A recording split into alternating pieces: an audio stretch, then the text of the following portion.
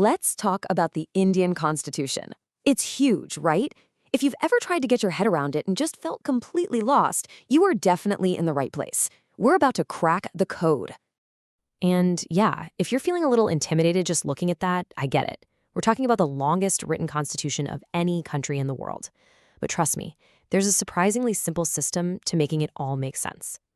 I mean, just look at these numbers. As of today, it's got 25 parts, 12 schedules, and well over 448 articles. It didn't start this big, of course. Back in 1950, it was 22 parts and 395 articles. But wow, has it grown. So how on earth do we tackle something this massive? Well, we're going to reframe the whole problem. Let's stop thinking of it as some dry, heavy legal text and start thinking of it as a giant cookbook. Okay, so the 25 parts, those are your main chapters. Simple. They group all the related topics together, just like a cookbook might have a chapter for appetizers, one for main courses, and one for desserts. So for example, Part 3 is the chapter all about fundamental rights, and Part 5 is the one about the union government. See? So if the parts are the chapters, then the articles are the individual recipes. Each one gives you the specific instructions, the step-by-step how-to for everything, from the right to equality in Article 14 to the right to life in Article 21. And finally, we have the schedules. What are those? Well, think of them like the common ingredient lists you find at the back of a cookbook. They hold all the extra details, like lists of states or official languages that lots of different recipes or articles refer to. It's just a really smart way to keep things organized without repeating yourself over and over. All right, now that we've got the structure down, parts, articles, schedules, let's learn our first real trick. We are going to memorize all 12 schedules in perfect order. Ready to do this? Let's go. The key is this one simple phrase, Tiers of Old PM. I know it sounds a little strange, but this is going to be your secret weapon for recalling every single one of them. Let's break down the first half, tiers of. T is for territories. E is for emoluments, which is just a fancy word for the salaries of top officials.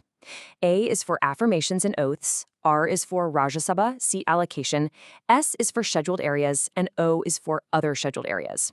Now, those last two can be a bit tricky, so let's zoom in on them. Here's the key difference between S and O, because this trips a lot of people up. The fifth schedule applies to tribal areas across 10 mainland states. But the sixth schedule is very specific. It only applies to 4 northeastern states, Assam, Meghalaya, Tripura, and Mizoram. And hey, you can even remember those with another little acronym, AMTM. Okay, let's finish our phrase with Old PM. F is for federal structure. This is where you find those big 3 power lists, union, state, and concurrent. O is for the 22 official languages. L is for land reforms. D is for the anti-defection laws. And finally, P for panchayats and M for municipalities, our local governments. And there you have it. See? With the schedules totally locked into your memory, we are ready for the main event, the 25 parts.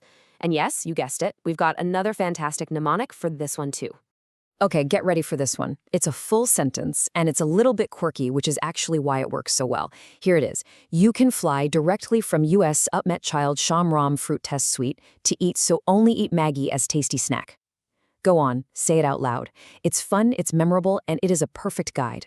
Let's break it down into batches so it's not so overwhelming. The first 5 words cover the absolute basics of the nation. U for the union and its territory. Can for citizenship, fly for our fundamental rights, directly for directive principles of state policy, and from for fundamental duties, which is Part 4A.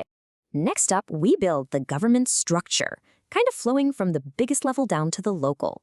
US covers both the union and the state governments. UP is for union territories and panchayats.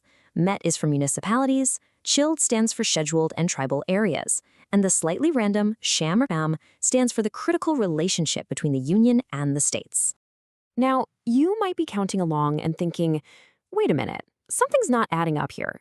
This is super important to remember. Part 7 of the Constitution was deleted. It's gone. And that can really throw off your count if you aren't aware of it. So here's how the math works out. The Constitution started with 22 parts. Then Part 7 was repealed, which left 21. Then 4 brand new parts were added in. Those are 4A, 9A, 9B, and 14A. And that's what gives us our grand total of 25 parts today. That's why the last part is numbered 22, but there are actually 25. They just added the new ones with letters to avoid renumbering the entire document. Okay, moving on to our third batch. This part covers the real machinery of the state. Fruit is for finance and property. Test is for trade and commerce. Sweet is for services. To is for tribunals. Eat is for elections, and so stands for special provisions for certain classes. And now for the final stretch. This last batch covers some of the Constitution's most significant powers. Only for official language. Eat for emergency provisions. Magi for all the miscellaneous items. As for the crucial amendment process. And finally, Tasty Snack stands for temporary provisions. And just like that, you've done it. Seriously, in just a few minutes, you've built a powerful mental map to navigate this entire document. This isn't just about memorization, you've basically just unlocked a new learning superpower. For all 12 schedules, you now have tiers of old PM totally locked in. It's simple, it's effective, and it's always going to be there when you need it. And for all 25 parts, you have that wonderful, wacky sentence, starting from "you can fly" directly and going all the way to "tasty snack." But here's the really cool part. You didn't just cram a bunch of facts. By using these mnemonics, you've actually learned the logical structure of the Indian Constitution. You now understand its flow and how it's all organized from the ground up. So now that you have the map to one of the most important documents in the world, the only question left is, what part are you going to explore first?